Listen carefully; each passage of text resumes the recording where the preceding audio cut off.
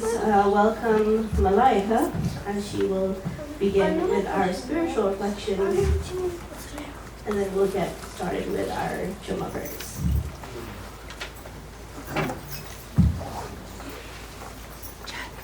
Assalamu alaikum. My name is Malaika. To start off, I want you to imagine something.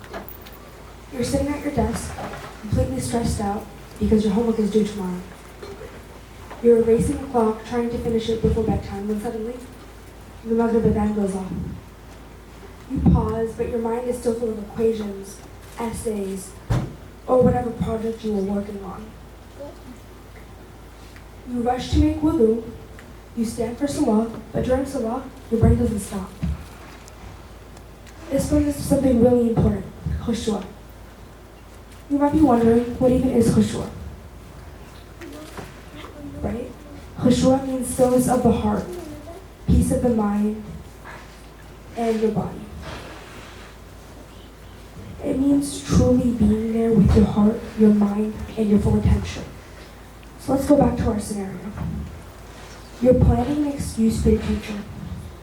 Maybe it was, I had a soccer game, or maybe even a classic, my brother ate it, that actually happened to one of my friends.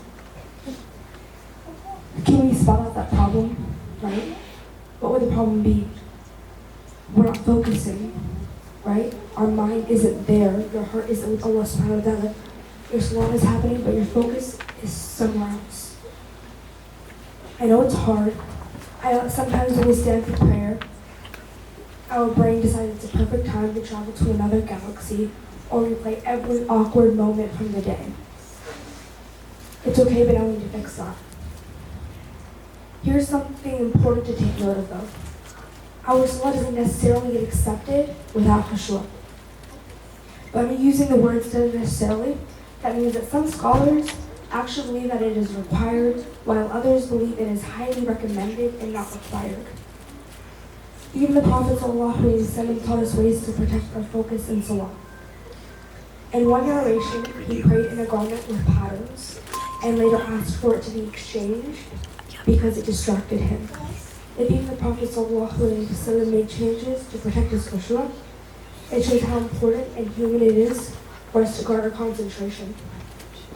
The Prophet ﷺ also said, as narrated by Uthman ibn Affan, whomever performs wudu like I've done, then stands and prays 2 rak'ah without letting his thoughts wander, his previous sins will then be forgiven. But khushu' isn't just what happens in our minds. It's also about what we do. Sometimes people rush to salah like it's a race, barely finishing one movement before jumping to the next. That's not khushu'. When you're following an imam, you're not trying to beat them to sujood. Trust me, it's not a Formula One race. You wait until they move, then follow, slowly, respectfully. Just like on a tour, you follow the guide, you don't rush ahead.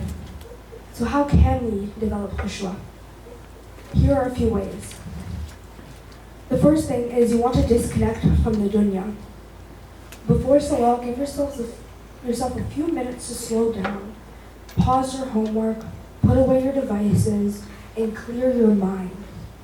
Get ready for something more important, Allah subhanahu wa ta'ala. Pray slowly and with presence. Don't rush through the words, take your time, say each word with care, and pronounce everything with tajweed, which means the correct pronunciation of the Quran in Arabic. When your body is calm, then your heart also follows. Understand what you're saying. Learn the meaning of the words in your salah. Then you will have something to focus on. Finally, minimize your distractions. If your surroundings pull your attention away, try praying in a quiet, clean space. Wear clothes that are comfortable and modest, but not flashy. These small steps matter.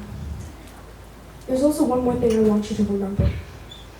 Having khushu' doesn't mean you'll never get distracted again. It means that you are trying. You keep pulling yourself back to Allah subhanahu wa ta'ala whenever your mind wanders. So while you are listening to the khutbah or you are praying salah today, have khushu'. Thank you.